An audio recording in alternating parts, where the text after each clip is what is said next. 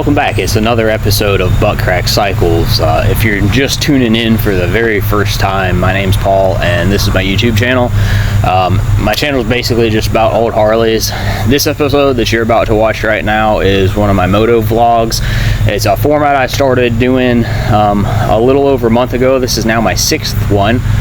And basically I just jump on one of my old bikes with the helmet, camera, and we go ride around and discuss something in Harley land. The topic for today for this moto vlog is going to be, you know, like what my absolute favorite thing about old Harleys is, and why my Ironhead Sportster is like the coolest bike in the world to me because of that thing. And I'll just go ahead and spoil it for you. My favorite thing about old Harleys isn't the bikes themselves, it's the stories of those bikes. It's the people who've owned them and how someone got to own their bike. You know, I love reading the comments on this channel, and people sometimes write stuff like, you know, I've got my brother's bike, he bought it brand new when he came back from Vietnam, and he passed away in 2007 and he left it to me. I love when y'all share your stories of an old bike that you own and how you came to own it and who you might have inherited it from, or who you bought it from, or why is it so special to you. And my Ironhead is like that. It's really special and really important to me. So in this episode I'm gonna go ride it and we're gonna talk about it. Also, really quick here, I didn't realize this until I got home and took my helmet off, but the sticky on the mount for my GoPro was starting to unstick slowly through this video, so the camera was actively trying to come off my helmet. So if by the end of this video you were watching it with your head turned to the side, I'm sorry. This was a pretty personal video for me, and I think it really encapsulates just like how meaningful and how important some of these old bikes are for a lot of us. I hope y'all enjoy this one. This one means a lot to me. Thanks for watching. So on to the actual moto vlog portion of this video. I wanted this video to be something a little bit more positive. My last moto vlog was I hate baggers, but I felt like that was kind of like a down video, a negative video. It was a video mostly about things that I don't like, and I try to be a positive person. So I wanted to follow that up with this video that's going to be a video about things that I do like. My favorite thing about all of that kind of old stuff that's been taken care of and handed down and passed down is the stories behind them, the people who owned them, and the stories that those objects have to tell. In our case, that these motorcycles, these machines have to tell.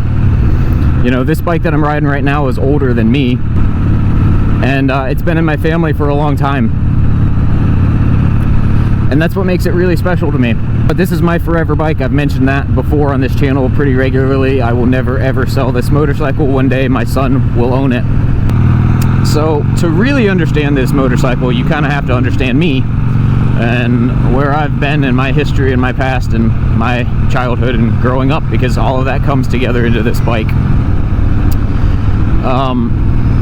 I have said this before on this channel, I am a newer rider. I've only been riding for a couple of years, but I grew up around old Harleys, helping my Uncle Rich in his shop. I was born and raised here in South Carolina, but both of my parents were born in Connecticut and then moved down here shortly after they got married. So yeah, my parents are Yankees. I guess they're damn Yankees because they came and they stayed. Though I personally love living in the South. I don't think I'd ever want to live anywhere over the Mason-Dixon line. Anyways, I did not grow up with a dad who was mechanically inclined. My dad does not own a set of tools. He does not know the right end of a screwdriver. He was a white-collar salesman, and he and I did not see eye to eye on a lot of things growing up. I was always interested in doing stuff with my hands. I did not want an office job. Even as a kid, I knew that I wanted to do something where I physically moved my body and where I was outside a lot. And I was also pretty creative as a kid. I loved art, and then into high school I got into photography. And those things were stuff that to my dad were not important. Art and creative stuff had no place in his world because it wasn't profitable. And blue-collar work to him was sort of beneath him. Those were the people that you call when something's broke around your house, and you pay them, and then you go back to your white picket fence world. And enough about my dad. My mom is one of 6 children, and she has a sister named Mary. And Mary was married to a man named Rich. And despite the fact that we lived, 900 miles apart on the East Coast, the both of them always made a really big effort, and Mary still does make a really big effort to be active parts in the lives of their nieces and nephews, no matter how far away they were. And so they were always call and send letters and come visit, and we would go to Connecticut a lot to visit. My grandparents were there, all of my aunts and uncles and cousins and such were there, so we'd go up in the summers, and we'd go up at Christmas and sometimes at Thanksgiving and such. And Rich really just took me under his wing. He was an old school, kind of gruff, big, bearded fella. But once you got through that sort of tough exterior, he was one of the kindest, most generous, most genuine people that I've ever had the pleasure of knowing. And as I was growing up and getting older and started showing interest in mechanical stuff, Rich poured into that. He was like, all right, this kid doesn't want to be an office guy like his dad. And so he'd take me out in the shop. I used to love the days when we'd go up like at Christmas or something, and we'd be staying at my grandparents' house, and Rich would come pick me up early in the morning, and I'd get to just stay all day with him and sometimes stay the night at his house. I used to live for those days. It was just so much fun as a kid. You get to go ride around in the truck with him, and maybe you go to a swap meet or a car show or a motorcycle show, or go to some little hole-in-the-wall diner, and all of his biker buddies would show up and just have a blast. And then we'd go back home, and I'd go down into his shop. He had a shop in the basement of his house, and Rich was well known there in Connecticut as someone who was really handy with a wrench and really knew his way around old Harleys. And so he always was working on bikes for other people and working on his own stuff too, and he'd work on bikes for family and friends. But kind of like what I'm doing, is like a little side business for him. And I used to love going down in the basement shop and learning everything that I could and handing him wrenches. And I thankfully got to do more and more and more of that the older I got into my teenage years and early 20s and such. And I hated school, but I worked really hard to do well in school so that I could graduate high school early. And when I graduated early, I went and lived with my grandparents in Connecticut, which meant that I got to spend a whole lot more time with Mary and Rich. And Rich was always really there for me as I sort of figured out my way in life, as I figured out that a 4-year degree wasn't right for me, as I went to vocational school despite many people in my life telling me that, I was too good for a trade job. A trade job was the best thing that ever happened to me. And he gave me my first nice set of tools. He gave me my first nice toolbox. And I could always call him when I needed him. And unfortunately, Rich passed away somewhat suddenly in 2016.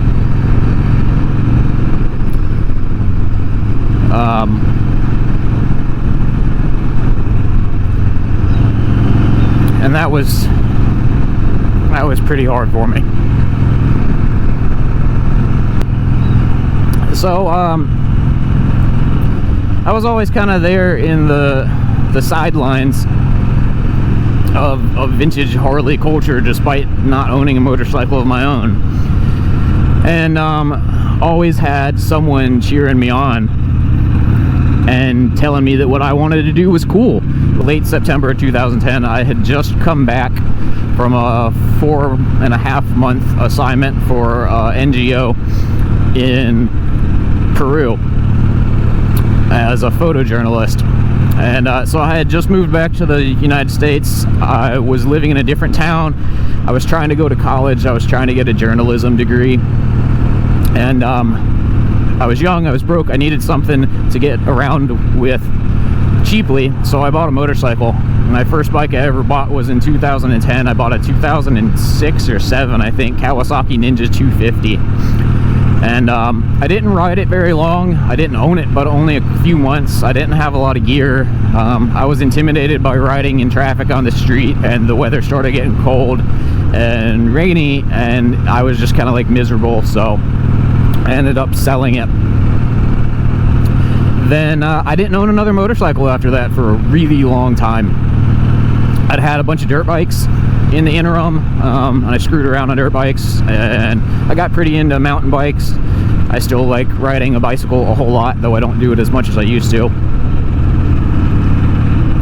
Then a few years ago I said, you know what, I'm gonna buy another bike. Actually, speaking of bikes, I'm gonna drop the idle down on this. It's plenty warmed up. Oh, there we go, that sounds happy. Anyways, I said I'm gonna buy another motorcycle. So I went and bought a Honda. I bought a 2018 Honda Rebel 500. And in like 3 months, I put like 4,000 miles on that bike. I rode the wheels off of that thing. And somewhere along there, you know, Mary knew that I had bought it, and she was excited. She was like, yeah, Paul got a motorcycle and he's actually riding it. And so she called me and she's like, hey, you remember my my little Ironhead Sportster, the blue and white one? I'm like, yeah. She's like, well, it's been sitting on one of the work stands in the basement. And so she wanted to know, did I want her old Harley? So of course I was like, yeah. I tried to pay her for it. She wouldn't take any money, of course, because it's Mary. And so she loaded it up on the trailer, hooked it up behind her little car, and grabbed her brother, and they picked up another one of their brothers on the way. And Mary, Rusty, and John came down, and she gave it to me a few days before my birthday. And that's particularly special because this bike that I'm riding right now was put together for Mary by my Uncle Rich in the basement shop, in secret. He bought this bike, I believe he bought just the engine and the frame with a title, is how this bike started. And then he slowly pieced it together, one piece at a time, like Johnny Cash. And the tanks and the fenders are custom painted. He had them painted to match a Blazer that Mary owned at that point in time. It doesn't come through well on camera, but these tanks, the white on the sides has a bunch of pearl in it. It's like a pink pearl. It's beautiful. This is such a nice paint job on this bike. Rich had been working on this bike in secret as a surprise to her. And on her birthday, he had it parked out in the driveway. And she came home from work and she saw the bike and just didn't really think anything of it. She just figured it was a motorcycle that somebody had dropped off to get worked on. And she said something about that they were gonna go out to dinner, and she was like, you know, this motorcycle just appeared. And so she thought in her head, she was like, ah, well, damn, there goes dinner. Rich is gonna be down in the basement working on the bike instead of taking me to dinner. Until he told her, hey, come back outside. Do you like that bike? And she's like, yeah, it's nice. I love the paint. It's a nice bike. He's like, good, because it's yours. And in the years following that, this motorcycle went all over the place. This motorcycle has been to Sturgis. This motorcycle has been to Washington. It's been to the West Coast. Mary rode this thing all over the place. The odometer reading on this, I believe, if I'm remembering what she told me right, is the odometer mileage since the last engine rebuild. The engine that's currently churning away very happily with zero complaints underneath me right now was built by my Uncle Rich. I don't know exactly when he built it or what parts are in it, though I'm sure I could probably figure that out, and I probably should. All of that is pretty special to me, you know? So here's a bike that was put together lovingly by someone who I cared about a lot, and was someone who was a very important, very big part of my life for many years, and someone who I wish was still here. I wish I could call Rich and ask him questions about Harleys. I wish that he had gotten to see me become a father. He got to see me be married. He was my best man at my wedding.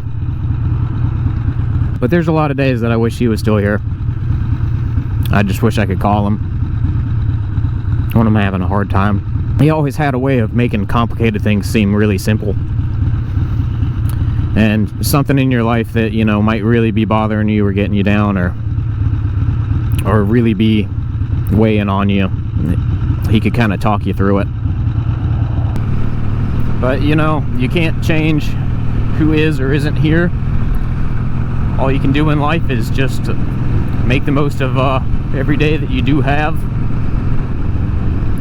and be thankful for all of the ones that you've gotten so far.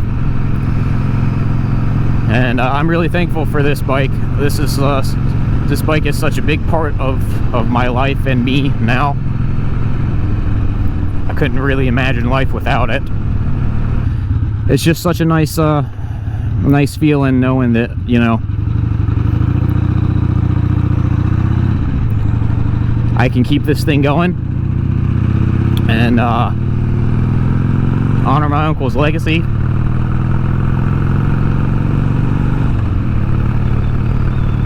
And I know it makes Mary happy every time I ride this thing.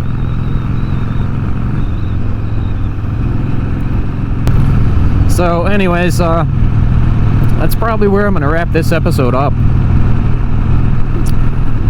Why do I like old Harleys? Why is this the coolest bike in the world to me? Well, if you've made it this far in the episode and listened to everything that I had to say, and my sort of life story related to motorcycles, then you'll know why. There'll never, ever, ever be another bike that replaces this one. And I think that's something pretty cool about old bikes. Or like I said earlier, really anything old. Cars, houses, etc. But especially old Harleys. You know, I don't know, these machines are so alive anyways. They all have their own individual personality and their own unique sort of soul. As cheesy and corny as that sounds, I think it's pretty true. I get why people name them. I've never been into naming stuff. I'll never name a bike. But, you know, there's definitely some truth. Oops, scraping the pegs.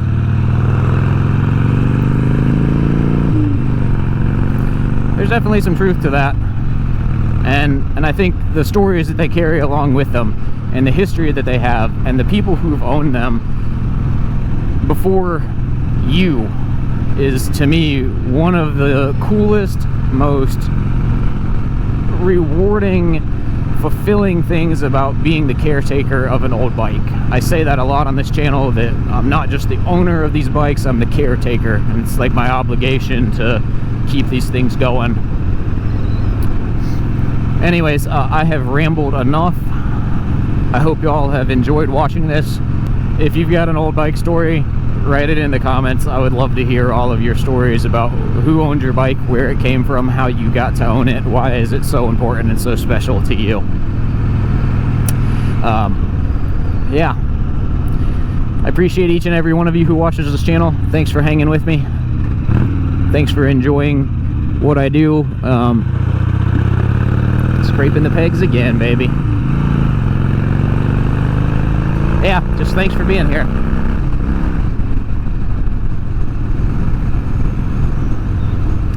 I'll see y'all on the next episode. Bye.